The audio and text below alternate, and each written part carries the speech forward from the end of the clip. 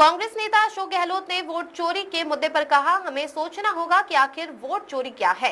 किसी भी रूप में जो निष्पक्ष चुनाव होने चाहिए वो ना हो, वोटर लिस्ट पारदर्शी हो, मतदान पारदर्शी हो, ईवीएम में छेड़छाड़ ना हो, ये तमाम बातें आती हैं वोट चोरी के मुद्दे के अंतर्गत।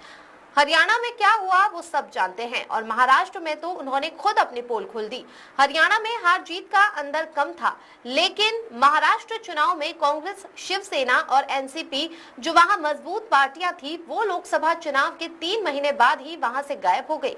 अगर राहुल गांधी कहते हैं कि आप चुनाव में नहीं होती है, अगर मान लीजिए आप जो है वोटर लिस्ट में बेईमानी करते हो, वो भी चोरी है। अगर आप फाउल खेल के प्रोसेस नहीं करके आप एक तरफा सपोर्ट करते हो, वो भी वोट चोरी है।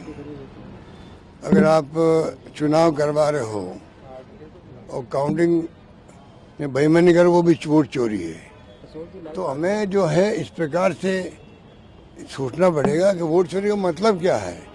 किसी भी रूप में जो निष्पक्ष चुनाव होने चाहिए, निष्पक्ष चुनाव जिसके अंदर चुनाव आयोग नहीं देखे आगे पार्टी कौन है, किसी को फायदा मिल रहा है, किसी को नुकसान हो रहा है, वो नहीं देखे, ईमानदारी के साथ है वो अपना काम करे, निष्पक्ष होकर चुनाव करवाए। वोटर लिस्ट भी ट्रांसपेरेंट हो, प्रक्रिया ट्रांसपेरेंट हो, पोलिंग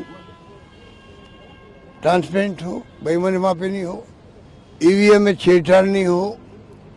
ये तमाम बातें आते वोट चोरी के अंदर। मतलब राहुल गांधी का मतलब ये है कि भाई आप इसमें बेईमानी कैसे करने लगे।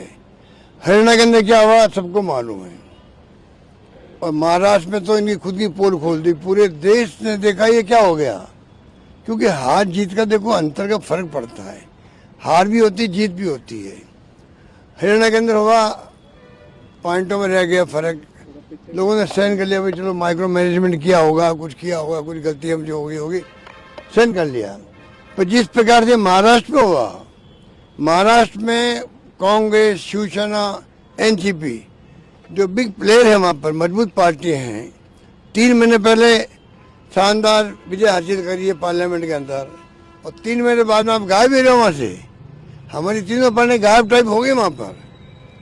तब लोगों ने पूरे मुल्क ने देखा यार मामला बहुत बड़ा दिखता है, बहुत बड़ी बेईमानी हो रही, बहुत बड़ी मिली भगत चल रही दिखती है, कोई जवाब नहीं है। अगर राहुल गांधी जी कहते हैं भाई आप हमें, आज तो डिजिटल का युग है, मोबाइल इंटरनेट का युग है, आप हमें लिस्ट दे दीजिए अपना डेटाबेस, हम पता कर लेंगे भाई कहाँ कहाँ डबल वोट है, कहाँ बेईमानी हो रही, कहाँ नहीं हो रही है। आप देने तैयार नहीं हो, पोता ले लेके राहुल गांधी बताते हैं मीटिंगों के अंदर, लाखों पेड़ होते हैं, लाखों पेड़ में ढूंढना बड़ा मुश्किल काम होता है, वो भी वोट चोरी है। तो मेरा मतलब इसलिए अवेयरनेस के लिए भी प्रोग्राम चलाया गया है। आंखें खुले देश के अंदर डेमोक्रेसी को बचाना है, तो खाली राहुल गांधी ने खुद ने कहा भाई खाली मैं अकेला कुछ नहीं कर सकता, पब्लिक को आगे आना पड़ेगा, कार्यकर्ताओं का कोई पार्टी का हो उनको आगे आना पड़ेगा, तब जाके लोकतंत्र बचेगा। वरना ये जो व्यवहार कर रहा चुनाव आयोग आपका, वो बहुत खतरनाक व्यवहार कर रहा है। उनकी भाषा अच्छी नहीं है, व्यवहार अच्छा नहीं है। नेता प्रतिपक्ष किसे कहते हैं? प्रधानमंत्री, अगर प्रधानमंत्री पद है अलग गरिमा का पद है, तो नेता प्रतिपक्ष पद भी कोई कम गरिमा का पद नहीं होता है। आप उसके लिए व्यवहार देख लीजिए, देश क्या देख रहा है, देश देख रहा है। ये सब पोल खुल रही इनकी, SIR कर रहे हैं तो शक लोगों हो रहा, क्यों आ शक? आप ऑल पार्टी मीटिंग बुलाते, बात सबसे करते, बताओ भाई हम चाहते हैं ऐसा ये करा के ट्रांसपेरेंसी हो जाए लिस्टों के अंदर, उसके अंदर आपकी सलाह क्या है? हर पार्टी अपनी सलाह देती, सबकी सुझावों को समावेश करते, ऐसा ये शुरू करवाते। सुप्रीम कोर्ट में केस चल रहा है, सब जुडिस से आपने ऐसा ये शुरू कर दी 12 राज्यों के अंदर। तमाम तरह की बातें शक पैदा करती है, और जहाँ शक शुबा होता है वहाँ पे विश्वास उठता है चुनाव आयोग पर, और चुनाव आयोग पे विश्वास उठना मैं समझता हूँ बड़ा दुर्भाग्यपूर्ण है। क्योंकि पूरा चुनाव में डेमोक्रेसी तो टिकी होती है, चुनाव आयोग भी टिकी होती है, ये बात है।